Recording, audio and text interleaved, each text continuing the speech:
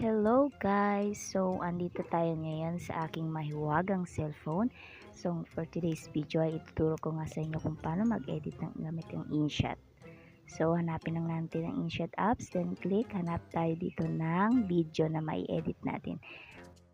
Tuturo ko sa inyo kung paano mag-edit gamit ang InShot. Then yon, i-check natin yan kung yun ang napili natin. Nakikita natin itong InShot na watermark. Pindutin lang natin yan. Then free. Then yan, wala na. So, start tayo. Example, itong video na i-edit natin. Welcome to my YouTube channel. At kung bago ka pa lang sa aking channel, huwag mong kalimutan iwan ng like and subscribe down below. At hit mo na rin ang notification bell para ma-notified ka sa aking mga i-upload. Susunod na i-upload na. At kung nakikita natin yung last na part ng video ay parang mali-mali siya. So, pwede lang natin yon i-split. Hanapin natin ang split. Hanapin lang natin ang split. Yan, itong split. Nakikita yung split, yun. Tapos, check nyo ulit yung video kung saan nyo i-split o i-delete. Yan, hanap lang tayo ng santanda. Yan, dito. Kung okay na, nakikita nyo itong delete. Dito sa taas, yan. Delete. Then, pindutin yung delete, mawawala na yung kung saan natin split. Yan. O, kung nakulangan pa kayo, pwede kayong gawin ulit ng ganun lang. Split ulit, then delete. Then, check natin yung ulit natin na in-edit. Kung gusto nyo naman maglagay ng text or welcoming sa inyong video para hindi maboring ang mga nanonood sa inyo. So, ganito lang. Pindutin nyo lang yung T. Tapos, yan. Pwede na kayo mag-welcome. Welcome to my channel. Yan. Tapos, pwede nyo yan ilagay kung saan nyo gustong lagay yan. Pwede nyo i-zoom. Pwede nyo i-zoom out. Tapos, pindutin nyo lang yung check sa baba para dyan na. Nandyan na siya. And then, nakulangan pa kayo. Pwede nyo lang dagdagan. Ulitin nyo lang ulit. Ng Jonah CJ Black. So, welcome to my channel, Jonah CJ Black. Tapos nakikita nyo yan, nandyan yan siya. Pwede nyo lang hilain yan pababa or i-zoom nyo para makita siya. Yan. Then, check nyo lang ulit. Then, try natin tignan. Hello guys! Yan. Welcome to my YouTube channel. At kung bago ka pa lang sa aking channel, Kung gusto nyo naman ilagay ng like and subscribe sa inyong video sa baba, so ganun lang ulit ang gagawin natin. Pipindutin natin yung T and then andyan na naman tayo. Then type lang natin like and subscribe.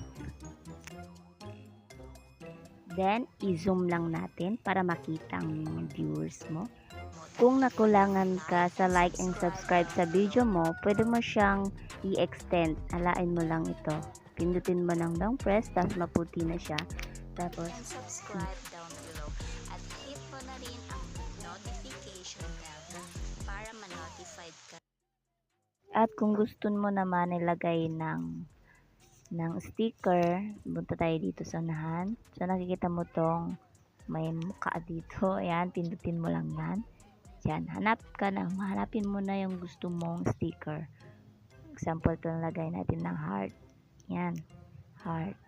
Tapos, depende na sa'yo kung saan mo gusto ilagay. Pwede mo yan siya i-zoom in and zoom out. Press lang din sa ginagawa natin dyan sa mga names. Welcome to my YouTube channel. At kung bago ka pa lang sa aking channel, huwag mong kalimutan iwan ng like and subscribe down below. At hit mo na rin ang notification bell para ma-notified ka.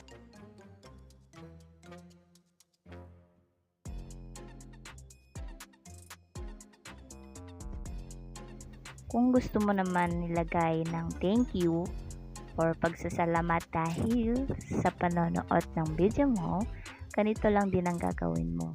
Ganun lang, pare-parehas lang ginagawa parehas sa kaninang sa intro mo. Yan.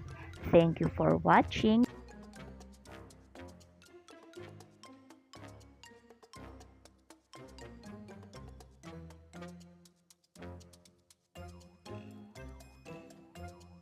Tapos check mo lang. Yan. Kung gusto mo pang dagdagan, example, mga ganyan, sa last video mo, ilagay ka lang ng sa gilid or kung saan mo ba gusto, ikaw nang bahala kung anong style ng video mo or anong style ang gagawin mo. Depende na yun sa'yo.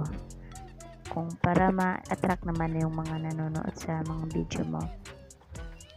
Yan, ang ginawa ko lang yan, ganyan lang. Para sa uli, makita nila yan, ganyan. Bago ka pa lang sa aking channel, huwag mong kalimutan iwan ng like and subscribe down below at hit mo na rin ang notification bell para ma-notify. So, yun lang for today's video guys. Salamat sa panonood at kung may gusto pa kayong malaman sa pag-edit sa InShot, pwede naman din po kayo mag-comment down. Then, sabi lang kayo kung anong gusto nyong i-edit ko, papakita ko kung paano. Thank you for watching guys!